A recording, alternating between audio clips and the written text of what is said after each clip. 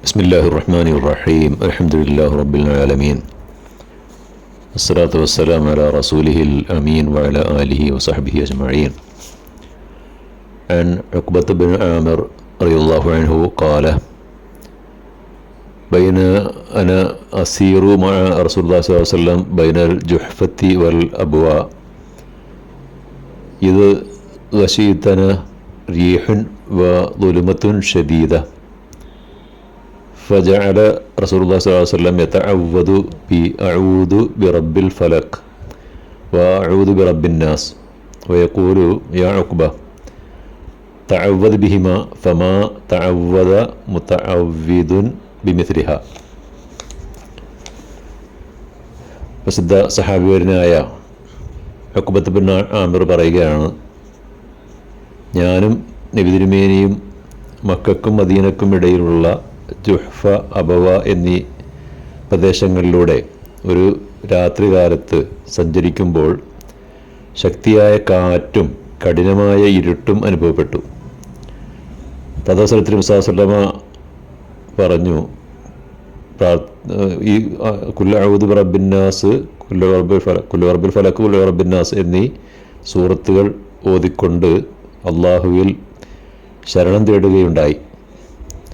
എന്നിട്ട് എന്നോട് പറഞ്ഞു, ഉഖ്ബ, താങ്കളും ഈ സൂറത്തുകൾ ഓതിക്കൊണ്ട് അള്ളാഹുവിൽ അഭയം തേടുക. ഇതിനേക്കാൾ മികച്ച മറ്റൊരു അഭയാർത്ഥനയും ഇല്ല. അദ്ദേഹത്തിൻ്റെ ഈ പറഞ്ഞ സഹാബിയുടെ മറ്റൊരു ഹദീസ് പറയുന്നുണ്ട്, ഖാലു ലി റസൂലുള്ളാഹി സ്വല്ലല്ലാഹു അലൈഹി വസല്ലം ഖുൽ ഹുവല്ലാഹു അഹദ് വഖുൽ അഊദു ബിറബ്ബിൽ ഫലക് വഖുൽ അഊദു ബിറബ്ബിന്നാസ് തഅവ്വദ് ബിഹിന്ന ഫഇന്നഹു ലം യതഅവ്വദ് ബിമിത്ലിഹിന്ന.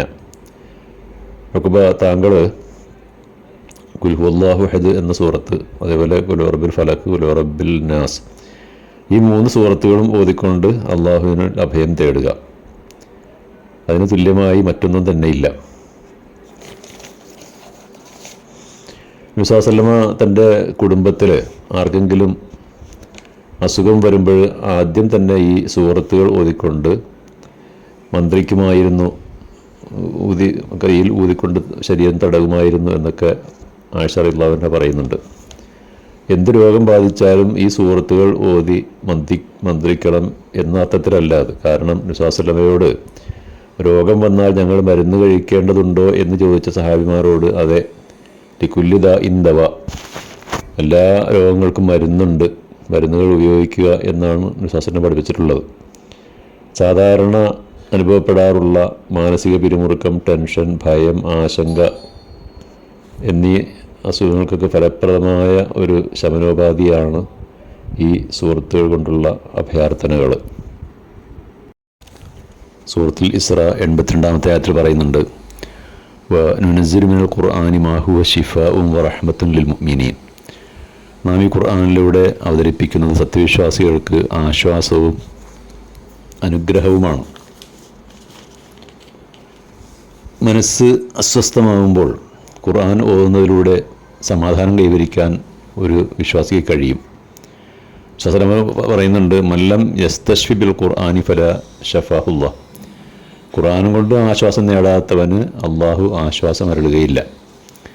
ഖുർആൻ ഉത്ബോധിപ്പിക്കുന്ന ധാർമ്മിക, സദാചാര, നൈതിക നിയമങ്ങളും അതുവഴി ഭൗതിക ജീവിതത്തിലുണ്ടാകുന്ന സൗഭാഗ്യവും പരലോകത്ത് ലഭിക്കുന്ന വിജയവുമാണ് ഖുർആൻ മുഖേന ലഭിക്കുന്ന ശിഫ. ഖുർആനിൽ ദൃഢമായി വിശ്വസിക്കുകയും അതിൻ്റെ ശാസനകൾ ആത്മാർത്ഥമായി പിന്തുടരുകയും ചെയ്യുന്നവർക്ക് മാത്രമേ ഈ അനുഗ്രഹവും ആശ്വാസവും അനുഭവിക്കാൻ കഴിയുകയുള്ളൂ. നേരെ മറിച്ച് ആ ഖുർആൻ്റെ കൽപ്പനകൾക്ക് വിരുദ്ധമായി ജീവിക്കുന്നവർക്ക് ഖുർആൻ കേൾക്കുന്നത് തന്നെ അരോചകമായിരിക്കും.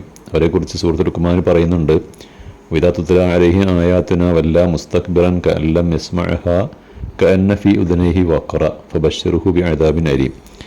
നമ്മുടെ വചനങ്ങൾ ഓതി കേൾപ്പിച്ചാൽ അവരത് കേൾക്കാത്ത പോലെ അഹങ്കരിച്ച് തിരിഞ്ഞു കളയും. അവൻ്റെ കാതുകൾക്ക് ബധിരത ബാധിച്ചതുപോലെ വേദനാജനകമായ ശിക്ഷയാണ് ഇവർക്കൊക്കെ അല്ലാഹു തആല ഒരുക്കി വെച്ചിട്ടുള്ളത്. അൽ ഖുർആനു ഹുജ്ജത്തുൻ ലക് വ അലൈക്. റസൂലുള്ളാഹി പറഞ്ഞു, ഖുർആൻ നിനക്ക് അനുകൂലമായോ അല്ലെങ്കിൽ പ്രതികൂലമായോ ഉള്ള ഒരു സാക്ഷിയാണ്, തെളിവാണ്. അഥവാ ഖുർആൻ അനുസരിച്ച് ജീവിക്കുന്നവർക്ക് ഖുർആൻ തന്നെ സാക്ഷിയാകും, പരലോകത്ത് ഖുർആനെ തള്ളിക്കളഞ്ഞവർക്ക് എതിരിൽ ഖുർആൻ സാക്ഷ്യം വഹിക്കും എന്നൊക്കെയാണ് അതിൻ്റെ അർത്ഥം. സൂറത്ത് തൗബ 124 ആയത്തിൽ പറയുന്നുണ്ട്, ഫഅമ്മല്ലദീന ആമനു ഫസാദത്തുഹും ഈമാനം വഹും യസ്തബ്ശിറൂൻ. ഈ ഖുർആൻ സത്യവിശ്വാസികൾക്ക് അവരുടെ വിശ്വാസം ദൃഢീകരിക്കുന്നു, അവരതിൽ സന്തുഷ്ടരും സംതൃപ്തരുമായിരിക്കും. വഅമ്മല്ലദീന ഫീ ഖുലൂബിഹിം മറദുൻ ഫസാദത്തുഹും റിജ്സൻ ഇലാ റിജ്സിഹിം വമാതു വഹും കാഫിറൂൻ. എന്നാൽ മനസ്സിൽ സംശയത്തിൻ്റെയും കാപട്യത്തിൻ്റെയും രോഗമുള്ളവർക്ക് ഈ ഖുർആൻ അവരുടെ ജീവിതത്തിൽ മാലിന്യങ്ങളും അഴുക്കുകളും ആണ് വർദ്ധിപ്പിക്കുക. അവരുടെ അവിശ്വാസത്തിലൊക്കെ തന്നെ റിജ്സ് മാലിന്യവും അഴുക്കാണ് വർദ്ധിപ്പിക്കുക. ഖുർആൻ കൈകാര്യം ചെയ്യാത്ത വിഷയങ്ങളില്ല എന്ന് തന്നെ പറയാം. ഇപ്പോൾ ഖുർആൻ ഒന്ന് മറിച്ച് നോക്കുന്നവർക്ക് അറിയാൻ കഴിയും, മനസ്സിലാക്കുന്നവർക്ക് അതിൽ ചരിത്രം വിവരിക്കുന്നുണ്ട്, കഴിഞ്ഞുപോയ ജനങ്ങളുടെയൊക്കെ ചരിത്രം, അതുപോലെ ഭൂമിശാസ്ത്രം,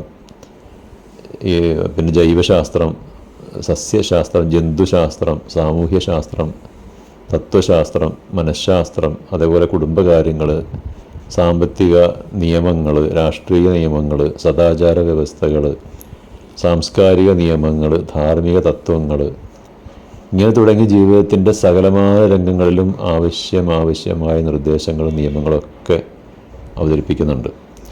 ലോകചരിത്രത്തിൽ ഇത്രയേറെ വിപ്ലവം സൃഷ്ടിച്ച, പരിവർത്തനം വരുത്തിയ ഒരു ഗ്രന്ഥം ഖുർആൻ മാത്രമേ ഉള്ളൂ.